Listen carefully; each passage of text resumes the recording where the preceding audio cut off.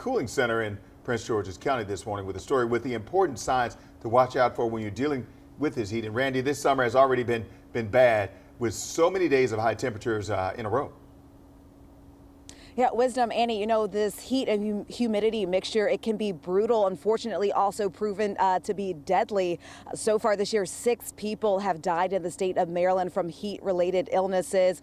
4 of those deaths happening right here in Prince George's County. That's why we're out here. That's why we want to remind folks that the county has more than 20 cooling centers available to use. We're at one of them this morning, the Largo Kettering Community Center. It opens at 10 a.m. this morning until 8 p.m. this evening. Take advantage of them.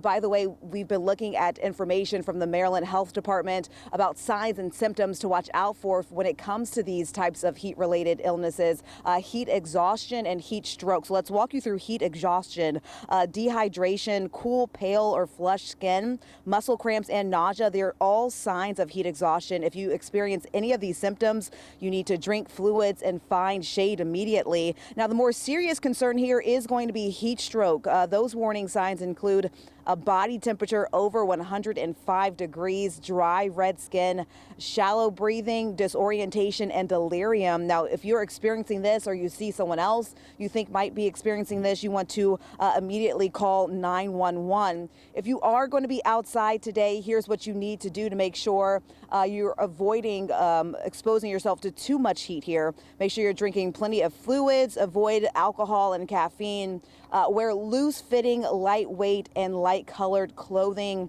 Make sure you're avoiding direct sunlight, wear your sunscreen, and stay in the shade if possible. And if you are going to be outside to exercise today, you want to do it either really right now, right before it gets too hot, or later this evening. By the way, a new change to tell you about the county here, Prince George's County now changing the trash pickup time because of the heat and the workers that have to be out here in these conditions. That effect goes into today. So 5 a.m. is going to be the new trash pickup time here in the county. This will be in effect until September 30th. So just keep that in mind. You'll have to have your bins out earlier than normal, of course, to protect the workers from the heat that they have to deal with when they're out there doing their jobs. A full list of all the cooling centers we have right now available on our website for you, WUSA9.com. I'll send it back to you. And Randy, that really shows you just how serious this heat is for them to even adjust trash pickup.